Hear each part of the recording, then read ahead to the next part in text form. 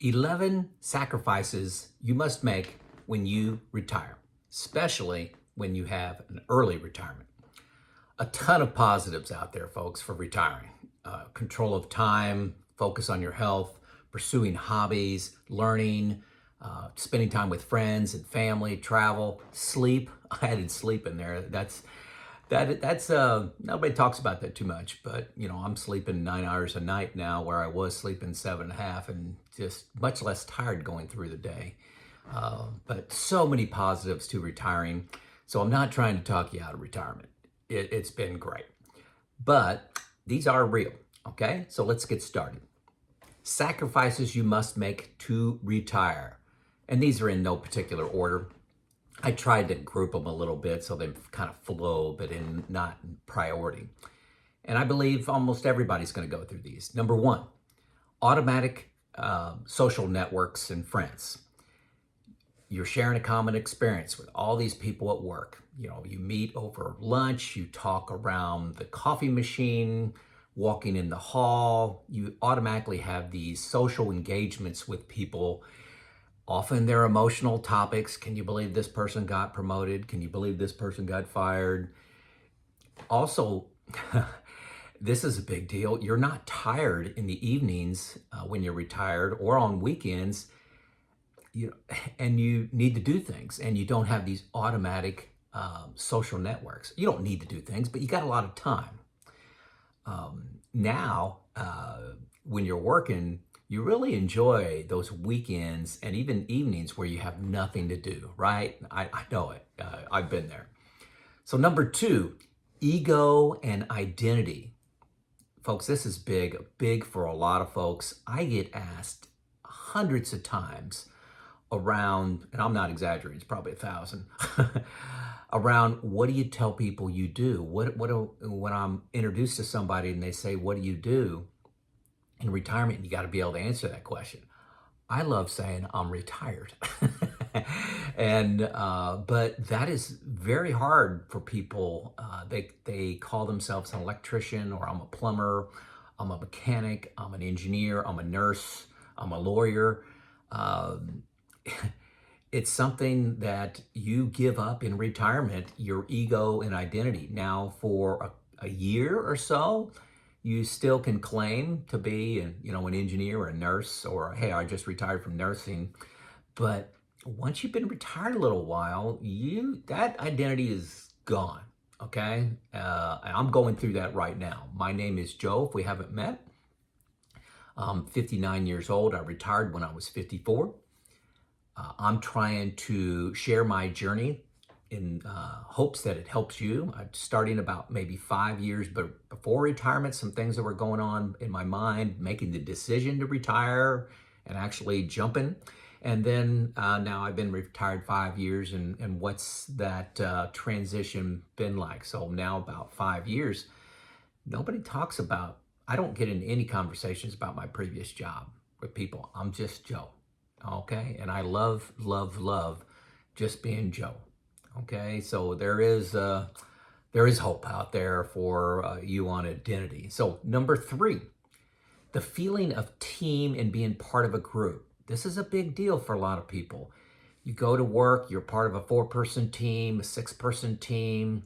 You have accomplishments, you have failures. You're going through life together in this automatic social group. And a lot of people, including myself, I liked being part of a team. Number four, this was really big for me. I don't know if it is for you. Let me know in the comments. The sense of winning and losing. I loved manufacturing. I love operations. I loved maintenance at big manufacturing facilities. Every month was an opportunity to win and lose. Did we make our financials? Did we make our safety goals, our environmental goals, our people goals? We didn't make them all the time, so it was challenging. I loved setting new production records, new financial records as part of the team, part of the group. So that sense of winning and losing made my work life exciting. I had bad days, I had bad years, but there was definitely winning and losing. So, I mean, and that's kind of a sports term, But it was very impactful for me, and I don't have that anymore. That's one of the bigger things I think I had to give up, is a little more calm now, which is nice. But the winning and losing was a big deal to give up. Number 5, all the work drama, rumor, and gossip. A lot of people say they don't like this stuff, but it makes things exciting when there's a lot going on. Being at home, it has far less emotional swings to it. There's just not the drama. Oh, did you hear about Department A or Department B? Did you hear what they're doing? Did you see the new announcement from corporate? That drama just doesn't exist. Or did you hear this person's dating this person? I can't believe it. All that leaves about 98%. Number 6, having a separate life from your spouse. A lot of people don't think through this too much, but if both spouses are working, or they're only one's working, it doesn't matter.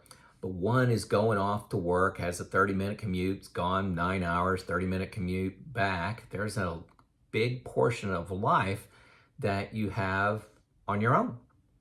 And that changes when you retire and you're collapsed together.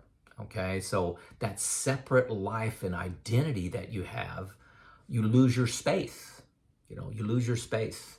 Now, this office that you see here, this is really my space at home, so we may want to create some new space. My wife, Lisa, rarely comes in here, but this is my space where I do my thing. She knows when I'm in here and have the door closed, I'm doing something, but that separate life goes away.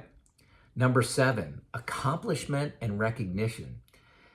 You completed a project, you have promotions, job changes, raises, pats on the back, recognition in public. You can still get a lot of fulfillment and accomplishment as a retiree, but you got to go and seek out the nonprofit or the event that may lead to recognition. I'm involved in 3 nonprofits. I talked about that a lot. And I feel I get a lot of recognition from that, a lot of hard work, and a lot of joy and fulfillment comes from that. But it's not automatic. At work, it's kind of built in that there's accomplishment and recognition. You're really going to give up a lot of that. You can, like I said, find it as a retiree pretty easily, but you got to get out of your house. You got to volunteer, get involved for that to happen. Number 8, you must plan your fun, accomplishments. You must plan your fun, your learning, your hobby, how you're going to get accomplishments. That's what I was referring to earlier. I still use my electronic calendar. There's lots of time in a day, a lot of time in a day. The years go by fast. This is what's odd. The years go by incredibly fast. I can't believe I've been retired for 5 years. It's shocking to me. Similar to how vacations when I was working, how that time goes by so fast. But at the same time, the days go by pretty slowly. There's a lot of time in a day, 15, 16 hours, depending on how much you sleep, of time that you're not tired. A lot of people get this mixed up and say, hey, I'm going to stop working, so I'm going to have 9 more hours a day. No, it's more than that. Currently, if you're working, you have 9 hours that you're gone, involved in work, but then when you come home, you got stuff to do, like cooking, cleaning, chores, and you're tired, and you veg out in front of the TV. That was my life, okay? So in retirement, you're not tired. So if somebody asks me to do something at evening, I'm all in for it. So you're not tired. So you got to plan that. It's not automatic like it was when you were working. And I don't seek out times to have alone time or quiet time anymore, because I get all that I want. That coin kind of flips over, and you have to plan your home excitement, not plan your home do nothing time. Hopefully that makes sense. I mentioned that I have a study group. I love my study group. I put 10 to 15 hours a month into studying a topic. We just studied Teddy Roosevelt. I think I mentioned that before. And, I do some writing. I do these videos for YouTube. I've got 3 nonprofits. We travel to destinations just for fun, and then also visit our 4 kids that are scattered around the United States. Number 9, time spent to manage my budget and investments. Folks, when I was working, I, I didn't pay much attention to budget. I always lived below my means. We did. And we've set up automatic savings and just basically let that go for 25 years. I worked 32, so as it came closer to retirement, it started to get more involved, but I didn't spend a lot of time diving into the budget. Where's our money going? How are the investments doing? Getting that, what I call confidence to spend. Folks, when you're working, you don't need any help spending money. You got money coming in, you got savings over here. If you want something, you buy it. But once you retire, and if you don't have a big pension, maybe you're not even on Social Security yet. I'm not on Social Security, no big pension. Confidence to spend money is a big deal. You want to spend your money when you're young, like in your 50s and 60s, when you're in retirement, and things slow down in your 70s and 80s. You don't want to have a big pile of money on the back end of that and sacrifice adventure. So you need to find a way to get confidence to spend. I get that through a quarterly process. I probably spend 3 to 4 hours on this. Now I could probably spend half of that pretty easy, but I'm an engineer, okay? I update my new retirement software package. That's the one I recommend. First link below. That is my retirement plan. So when somebody asks me, is my retirement plan, do I have one? Is it written down? Is it stress tested? Yes, and yes. Okay, new retirement is what I use. First link. I have my investment group that we meet and talk about every move that I make and every move they make and why. We defend it. Okay, and I spend a lot of time learning. I also meet with my provided financial advisor. So I have a financial advisor, but I do not pay him anything because of the assets that I have, all in one fund family. One is provided for me, so I love meeting with him. His name is Neil. I love him. If you want to contact him, his phone number is down in the show notes here. Check him out and give him a call.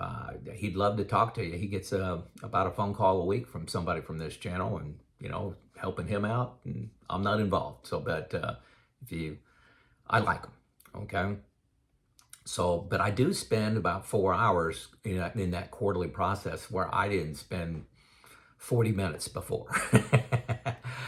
So that is a sacrifice that I'm making. Number 10, impulse buying.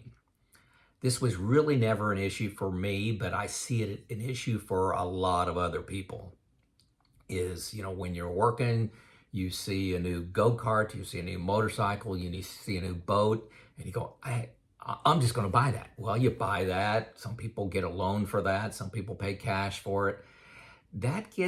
You got to let that go unless you're, significantly wealthy.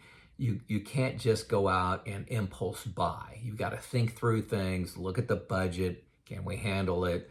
Things are a little more serious because you don't have this massive income flow coming in. Okay, so impulse buying really needs to be sacrificed. And some people can't give that up. They just can't, and they want to keep on working. Okay, well, that's a choice. Number 11, more thoughts and even, I'll say, worry about income security. Okay, when the stock market, when you're sitting there and say you got $1 million, just to give you a number, not to say you need that number, but you got $1 million and the stock market goes down 50%. You got $500,000 now, and you've been retired 6 months. If you're not worried, you're not thinking, okay? But what's comical about this, I think, is let's go back in time to when I was 30. I think I had 3 kids at the time. I'm sure I had one car loan. I probably had one paid off. I've always driven a beater to work, and I had one nice car in the family. I had my house to pay for, had a mortgage.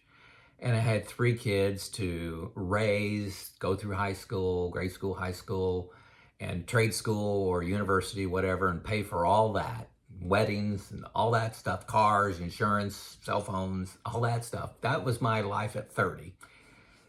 And I didn't think much or worry about income security. I'm saying, hey, I make enough money. We just borrow this, got this going, had a plan for it. Let's go. And now I'm 59.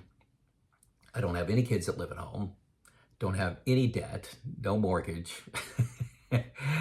And I think more and am concerned more about money than when I was 59 or 30. So just kind of comical. Now, I don't significantly stress about money, but my discipline of every quarter, looking what my assets are doing, what's my budget, putting my money, all these accounts into new retirement, running the Monte Carlo, stress testing it, all that says, okay, Joe, you're going to be fine.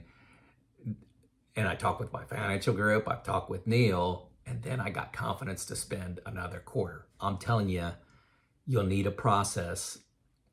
Don't have to use mine. I just shared my process. You'll need a process to have confidence to spend, because this worry and thoughts of doom are going to come across your mind, especially if you watch any of the media, which I try to ignore. There you go. Okay, so those are my 11. Again, these changes will happen to most people, but the positives are a list 50 times as long as this, and I have zero regrets about retiring when I did. If you are retired, did I miss something that you had to give up? Let me know in the comments.